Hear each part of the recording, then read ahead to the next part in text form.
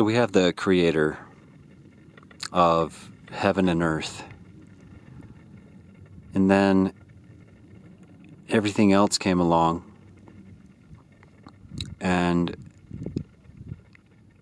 there were certain energies and beings that were here to like manage Earth, to watch over it, to take care of the humans, to deal with things. We all know these entities very well, just as well as we know the days of the week. So after the heaven and the earth was created and formed, these other powers were able to do what they wanted to do.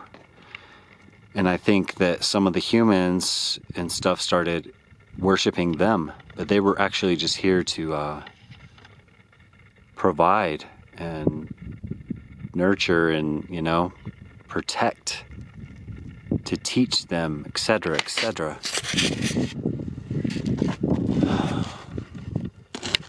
So there we have your fallen ones,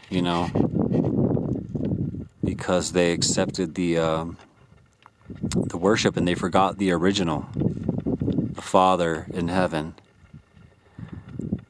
And we've gone through all these cycles and all these different ages and all these different zodiacs, and we're coming back around to the beginning, like 0 point. And so these forces know that their time is up, and you can see it. The calendars have been off, but the masks need to come off instead of go on. And look at this right here. It's kind of scary. It's like that's the rock. I can't even see the Rocky Mountains over there because of this smoke. I think it's coming from another state, but it is a little scary, and the sun is just red. Just glowing red. It also just moved into Leo on the 10th.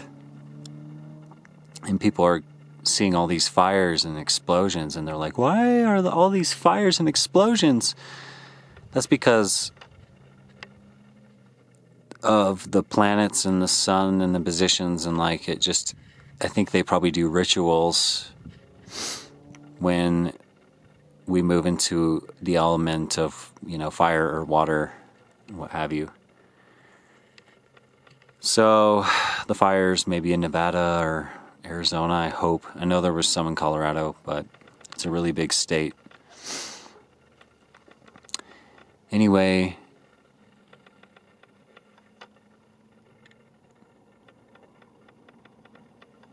this is August, and we're heading towards September. For some reason, September is just, I know it's the Ethiopian New Year. And they like to do rituals around that time because it's like the oldest calendar, like 9/11. That's the Ethiopian New Year, give or take a day. A lot of people know that now, I've known that for a little while. And I come across so much information that Jupiter's time is running out. It's going to happen on this solstice, 2020, and that's the winter solstice. And we're going to see a much different just platform here of government, and we see the old economy dying. We see the old structure just failing because our minds can't fit in it anymore. We're supposed to move on from things. So it really is collapsing, and people are saying, how can you work a job like that and have no life and just barely get by and never be able to do anything with your life? It's such imprisonment, this employee situation. It's got us through. It's got us to where we are. made us who we were, who we are. But unless we work for ourselves, then it's just never going to get anybody anywhere. They're going to make more regulations to have employment. So anyway, a lot of things are changing. I want to get back to the beginning of what I was thinking when I started filming, which was we are coming back to the beginning at like 0 point of a new beginning. Not just a change of the age, not just another cycle through, like something totally new. And a lot of people claim to be the chosen few. And really, it's like, how can that work? How can that work like that? Someone's going to come and tell you that you're one of those chosen. Chosen for what? To go to heaven? And what heaven? What heaven are you talking about? What's heaven to you? What God do you serve? Because we got Aries and Taurus and Gemini, and that's Mercury and Venus and Mars. We got a fire god of sacrifice. We got different rulers of different ages, which are those planets, in different constellations and different ages and different forms, seasons of just cosmic time. We've been through them. It's called the zodiac wheel. And, we're just coming out of Jupiter's Piscean age. You can see it so clearly. It's like a stadium full of people all cheering for a few people playing some little bouncy ball game. Or groups of people joining these government organizations, and it's called groupthink, and then it's called desire, and it's called religion, and it's called confusion, and it's called grace. That's why so many things are allowed. The sickest of the sick can do something in private during this age, but we're heading towards a karmic catastrophe for the spirit, for the souls to either continue on or not, Karma, to be ruled, and I know that sounds Hindu-ish, but it's you reap what you sow, equivalent exchange. It's a different system. It's like you're accountable, and you can't do things like you could in the age before. You can't get away with your little group orgy. You can't do all this trafficking of life forms on this planet. As we all know, has been done on a mass scale. So we've got to wait, no matter what happens from here to the end of the year, and then even like 2 or 3 years after that, because we got a solar eclipse in 2024. It's another marker. This great conjunction in December is another marker of 2020, and that's the Saturn-Jupiter conjunction. Jupiter moves in front of Saturn for a couple days, steals his crown. People are going to be saying it's Nibiru. It's not. The name for Jupiter in Indian languages is Nibiru. And the planet of the crossing, well, it's of the mutable cross. Which is symbolized by X. The symbol X is for the mutable age. So if we're in the age of Pisces, it's symbolized by the X. But then they put Aries on top of it. So they all made a deal. These last few ages have wanted to stop us from going back to like heaven on earth. Because it's moving. It's all set, you know, on course. The planets, the stars, the retrogrades. Man, I mean, these conjunctions are like eclipses. And it's when they go by, they're like on the same elliptical and they line up.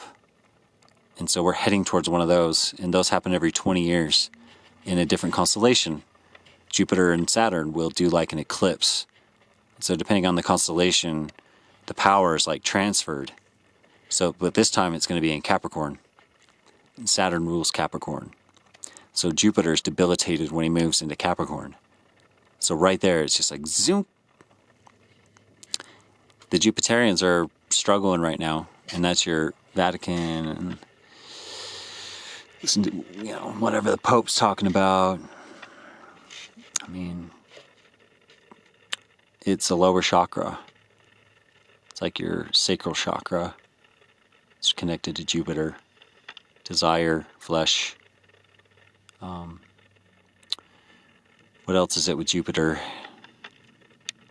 You know, he rules Sagittarius as well, but he's like the sun that just wanted to be higher than God, I think, and he wanted to be the god of the sky and all this stuff, but he just ruled during that age, which was like when India was really going on.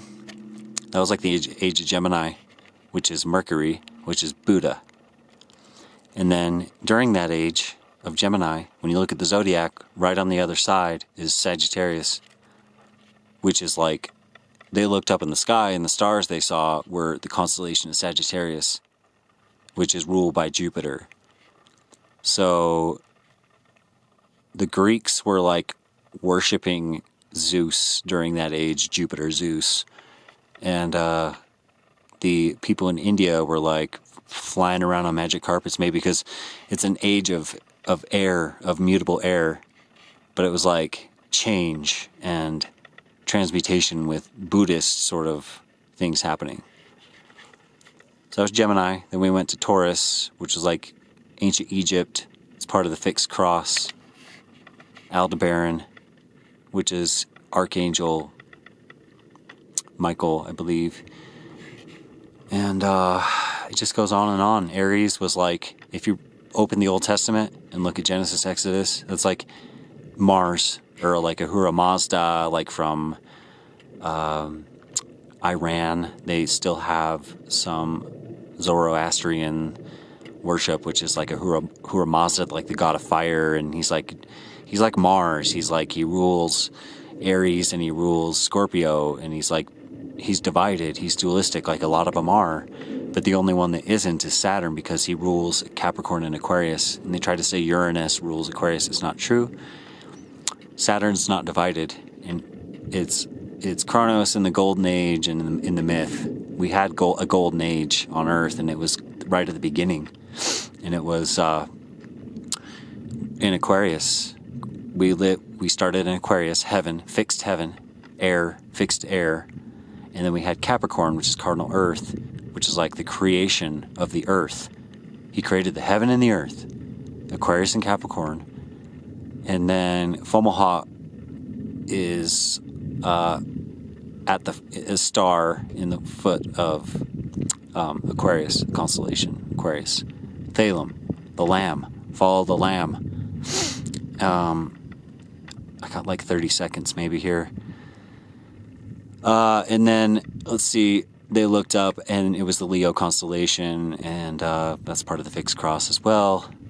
So, you know, whatever that has to do with it. But yeah, we're coming back to heaven on earth, that's all I can say. And all this stuff has to kind of play out. But just wait, just be patient. We'll get through it. Even if it's years, just wait.